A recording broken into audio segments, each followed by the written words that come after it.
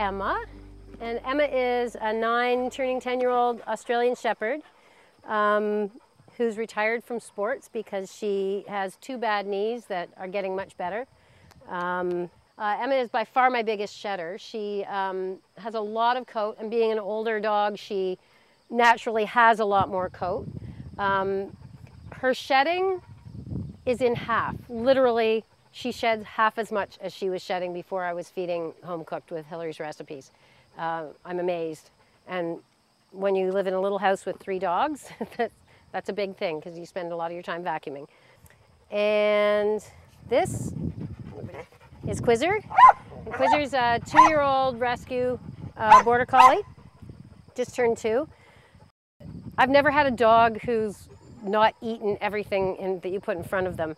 And I was quite stressed out when I got him because he would sort of be fine with the dog food for a couple of days, and then he would say, no, don't think I like that. And he would kind of take a bite, and then he'd lie down and look at me. And I find that very stressful. I want my dogs to eat. So he has yet to not polish off one of the recipes. He loves them all.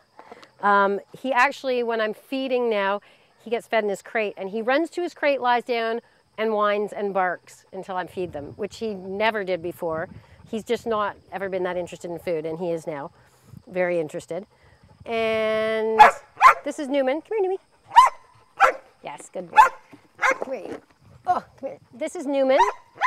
And Newman is about to turn 8 years old. He's a miniature Australian Shepherd who in 2006 came down with immune-mediated hemolytic anemia, which is IMHA, Emma, shush, which is basically where his immune system turned on him and was killing all his own red blood cells. So we almost lost him. We came very close to losing him, and he was on some very heavy medication, prednisone, among other things, for quite a long time, which really takes its toll on his digestive system and his muscles. Newman, one of the things that always bothered me was Newman's stool was always very loose and very inconsistent. One day to the next, morning to night, it was never consistent, and it was usually very soft, a lot softer than I think it should be. And literally within days of feeding Hilary's recipes, literally, the change was dramatic. And I thought, oh gee, I wonder if it's going to stay this way, but he's maintained it.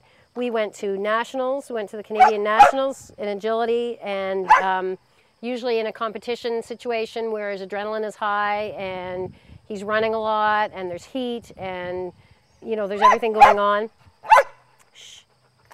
Usually that's when he'll actually get a little bit of diarrhea. And it stayed the same all the way through nationals. I couldn't believe it. I was really excited about it. I know it's funny to be excited about what your dog's poops look like, but it means a lot for him. It means a lot in how he feels. I just had somebody comment today on how great he looks and his energy level. Didn't know if he would ever do sports again, which he is now doing, but he has suffered for a long time since becoming ill, and even a little bit before. He's always been digestively sensitive, and so I've always looked for better ways to feed my dogs. I came across Hilary's book, and somebody actually had suggested it to me, and I thought, well, I'll try cooking and see how he does. And I was very overwhelmed in the beginning. I thought, oh my God, I can't do this. It's crazy. But I've developed a system, and it's really easy and fast. All 3 of my dogs have done amazingly well. Emma's energy level is double. Newman's digestive system has never been this good, even before he got sick. Quizzer really doesn't have any issues, but as you can see, Quizzer has a lot of energy. The one thing that you can never be guaranteed of, and I think this is one of the reasons that I was looking to do something different for my dogs, is the ingredients. You can never be sure when you buy a bag of dog food, or even when you buy commercial cooked or frozen raw food, or the ingredients are all coming from somewhere else. You don't really know the source of the ingredients. All you know is what they tell you if you contact a company. And this way, I know what I'm feeding my dogs. I know where the food has come from. I know where all the ingredients have come from. And I think that's that's the biggest thing. I think that's the biggest thing in how well they've done is the quality of the ingredients. And it doesn't have to be expensive, because I can't afford it to be expensive. I've found ways to make it cheaper. And Hilary's blend, which makes it so simple, because then all these that I've read about, you have to put this amount of this for this dog and this amount of that, and magnesium and potassium and calcium and all of that.